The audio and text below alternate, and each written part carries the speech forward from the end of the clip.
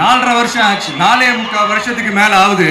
இப்போ ஒவ்வொரு வீட்டு கதவையா தட்டி உங்கள் கனவுகளை சொல்லுங்கள், உங்கள் கனவுகளை சொல்லுங்கள், நாங்கள் அதை நிறைவேற்றி காட்டுறோம்.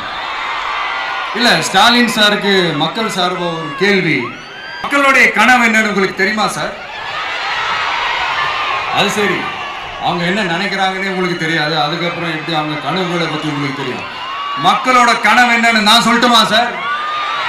2019, 2021, 2024 இந்த 3 தேர்தலையும் மக்கள் உங்களுக்கு வாக்களிச்சதுக்கு காரணம் நீங்க மக்களுக்கு ஏதாவது நல்லது செய்வீங்கன்னு நம்பிதான். ஆனா நீங்க மக்களுக்கு கொடுத்த பரிசு மக்களுக்கு பாதுகாப்பே இல்லாத மக்கள் விரோத ஆட்சி.